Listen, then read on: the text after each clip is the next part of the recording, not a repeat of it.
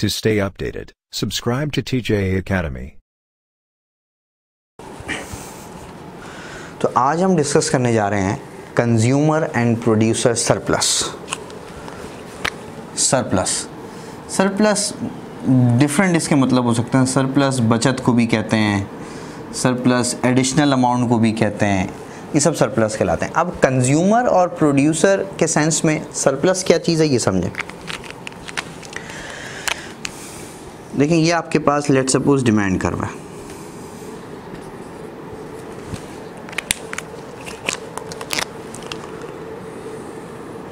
और ये बात हम पहले डिस्कस कर चुके हैं कि डिमांड कर्व शो करता है बाइंग प्लान, यानी किस क्वांटिटी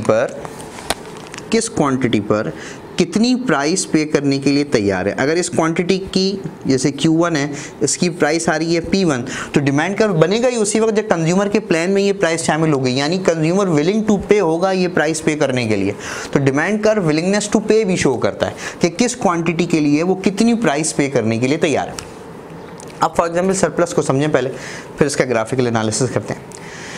देखिए मैं किसी मार्केट में गया, मैं कोई चीज़ प्रोडक्ट परचेज करने जा रहा हूँ। अच्छा, अब मेरे जहन में मौजूद है कि ये प्रोडक्ट मुझे मिलेगा लेट सपोज ₹1000 का।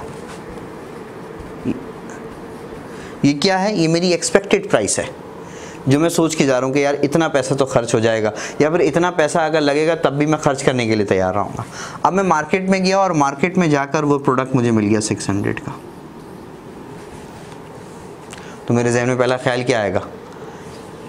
400 रुपये बच गए, 400। हालांकि ये खर्च ही नहीं हुए थे, लेकिन ये डिफरेंस, ये कैसे बचत कैसे महसूस होगी? आप विलिंग थे कि मैं 1000 रुपीज स्पेंड कर दूंगा, लेकिन आपने कितना स्पेंड करना पड़ा? 600। तो जो विलिंगनेस टू पे थी, ये जो 1000 है, ये क्या है? विलिंगनेस टू पे। आप पे कर सकते थे, आप चाहते भी थे पे करना, लेकिन एक्चुअल पेमेंट आपको कितनी करनी पड़ी? 600। इसका मतलब विलिंगनेस टू पे और एक्चुअल पे के दरमियान जो डिफरेंस आता है ना, this is basically called consumer surplus.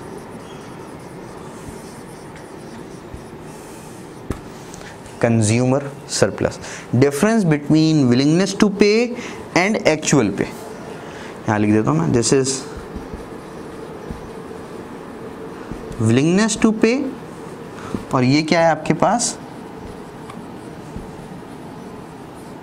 Actual पे। तो difference between willingness to pay and actual पे, ये जो डिफरेंस है ना, ये आपके पास क्या कहलाएगा? कंज्यूमर सरप्लस कहलाएगा। अब इसका ग्राफिकल एनालिसिस देख लें।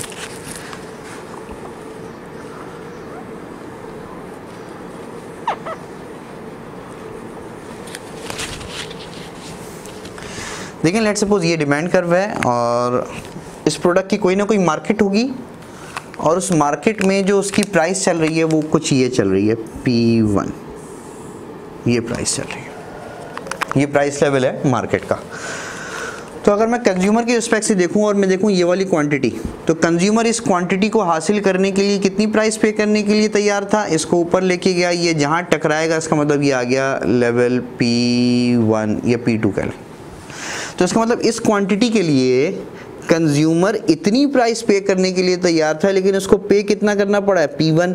P2 पे करने के लिए विलिंग था, पे कितना करना पड़ा? P1। तो ये जो एडिशनल अमाउंट बढ़ गई,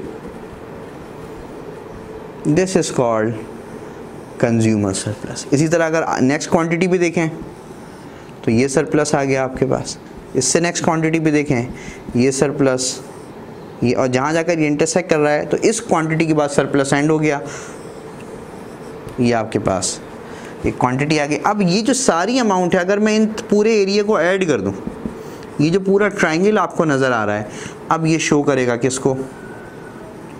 कंज्यूमर सरप्लस को। तो कंज्यूमर सरप्लस क्या नज़र आया? Difference between willingness to pay and actual पे। अच्छा, अब देखते हैं प्रोड्यूसर साइड से।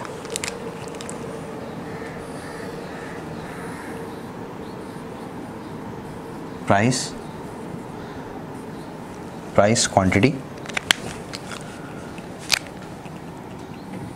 ये आपके पास है सप्लाई कर्व, और ये हम देख चुके हैं कि ओरिजिन से शुरू नहीं होगा, एक मिनिमम होगा, उसके बाद प्राइस इंक्रीज होगी तो वो मार्केट में सप्लाई करेगी। ऐसे ओरिजिन से नहीं बनता, ऊपर से बनता है।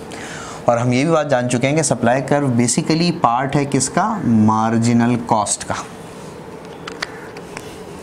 अच्छा, अब यहाँ पीछे कुछ कॉन्सेप्ट्स हमें रिकॉल करने पड़ेंगे। जैसे हमने देखा था economic and accounting profit. Economic profit अगर ज़ीरो भी हो जाए, यानी इकोनॉमिक ब्रेक इवन भी आ जाए, तो याद रखिएगा वहाँ पर एब्सोल्यूट ज़ीरो नहीं होता, कुछ ना कुछ प्रॉफिट अर्न हो रहा होता है। यहाँ हम इकोनॉमिक और अकाउंटिंग प्रॉफिट की वीडियो में हम लेक्चर में हम देख चुके हैं। तो इसका मतलब अगर इकोनॉमिक्स में कॉस्ट और रेवेन्यू बराबर हो भी जाए तब भी फर्म कुछ ना कुछ अर्न कर रही होती है। अब यहाँ पर ये मार्केट का सप्लाई कर्व हम एज्यूम करते हैं, ये मार्केट प्राइस, ये मार्केट प्राइस एज्यूम करते हैं, ये मार्केट प्राइस है, पीएम मार्केट प्राइस। अब अगर हम प्रोड्यूसर से पूछें कि भाई ये क्वांटिटी है Q1, ये मार्केट में सप्लाई करनी है, तो मार्केट में सप्लाई करने के लिए जब Q1 को ऊपर लेके जाऊंगा ना, तो इसकी मार्जिनल कॉस्ट ये रही, ये इसका मतलब इस क्वांटिटी पर अगर वो ये प्राइस भी चार्ज करेगा तो ये प्राइस इस पे आने वाली कॉस्ट के बराबर है। यानी ये यूनिट इस प्राइस पर ब्रेक इवन पे होगा, और ब्रेक इवन का मतलब क्या है, वो कुछ ना कुछ प्रॉफिट अर्न कर रहा होगा। तो बेसिकली ये वो मिनिमम प्राइस है जिस प्राइस पर फर्म ये यूनिट सेल करने के लिए तैयार है। This is minimum price for producers. अब मार्केट में जाने के बाद इसी क्वांटिटी की उसको इसके बजाय ये प्राइस मिल जाए,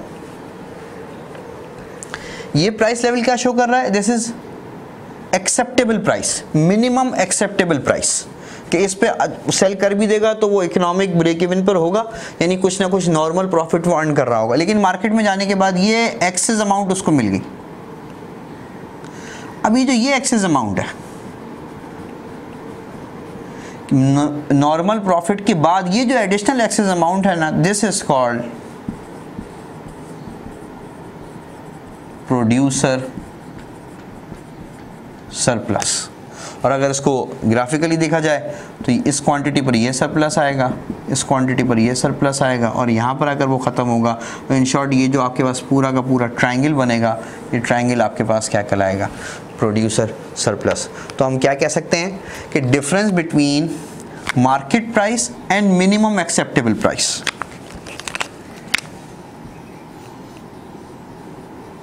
market price, difference between market price and minimum acceptable price for producers। इसका जब आप डिफरेंस ले लेंगे ना, इसका जब आप डिफरेंस ले लेंगे ये, तो ये हिस्सा कहलाएगा आपके पास क्या, प्रोड्यूसर सरप्लस। तो I hope consumer and producer surplus का कॉन्सेप्ट आपको क्लियर हुआ होगा। तो अगर ये वीडियो आपको पसंद आए तो उसको लाइक करें, शेयर करें, हमारे चैनल को सब्सक्राइब करें और बेल आइकन पर ज़रूर क्लिक करें।